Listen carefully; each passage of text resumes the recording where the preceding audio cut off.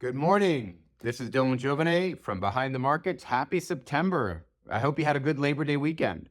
So, over the weekend, actually, in the past 2 weeks, we've gotten a lot of questions from folks asking us why we don't do anything with crypto. Why don't we have a crypto newsletter? Why don't we have a crypto product? Why aren't we really behind this? I figured I'd answer this once and for all. The truth of the matter is that I don't understand Bitcoin. I don't understand crypto, basically.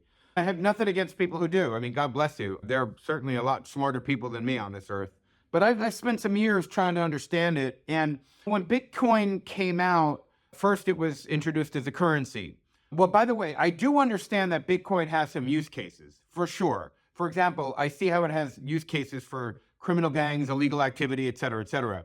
But even those are getting whittled down as tracing and transparency gets eliminated and governments really take full control over that. And these exchanges are forced to report these people that are buying and selling this stuff. But anyway, so when Bitcoin came out, it was touted as a currency. But I don't understand the use case for regular folks because it's too volatile to be a currency. I mean, basically inflation has degraded the value of our currency by, we'll call it 10% over the past year and a half. Inflation, it makes it a volatile currency. Bitcoin itself is a volatile currency. What I mean by that is this.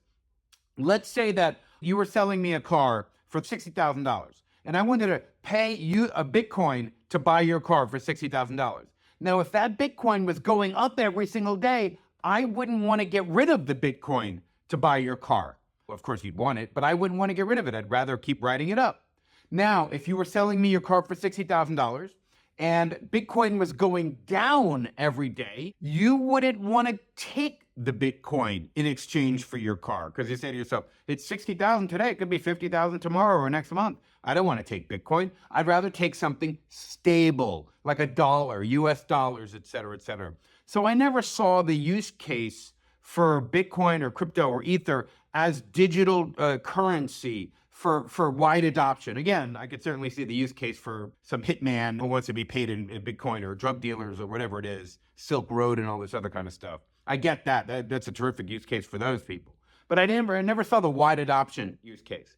The next thing I heard people say is that it's a digital asset, just like gold. Well, it doesn't really trade like gold. If you look at the nature of Bitcoin, it trades really like a speculative asset. When interest rates go down, Bitcoin goes up. When interest rates go up, Bitcoin seems to go down. And it kind of trades like a speculative asset. So it doesn't really trade like a store of value asset. Now, other people say, well, it's going to be a store of value over time. Maybe, maybe not. But it seems to me like a solution looking for a problem to solve. A solution looking for a problem to solve. I learned from Warren Buffett, it's not how big your circle of competence is, it's how well you define it.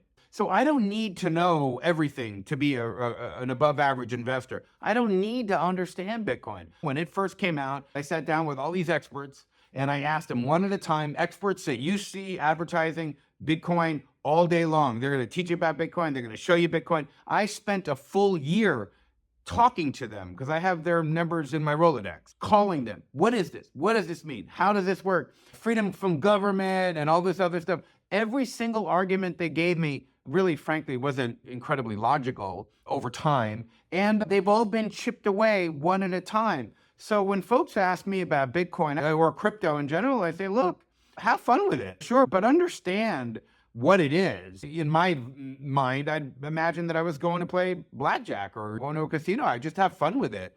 I wouldn't marry it, but that's, again, me personally. But I do understand and I recognize that there are a lot of smart folks out there who really, really back this up, who really, really believe in it, turn over the government, power to the people, all that kind of stuff, which really is not even, it's full government control, basically, behind the scenes. But that's another story. So any argument that I heard in support of Bitcoin over the past 5 years or so, they've all been knocked down one at a time. I don't know what it is anymore. I don't know where Bitcoin proponents can go or crypto proponents can go and hide anymore, other than just admitting it. This is fun. Let's have fun with it. And I think if you walk in with that attitude, you can have fun too.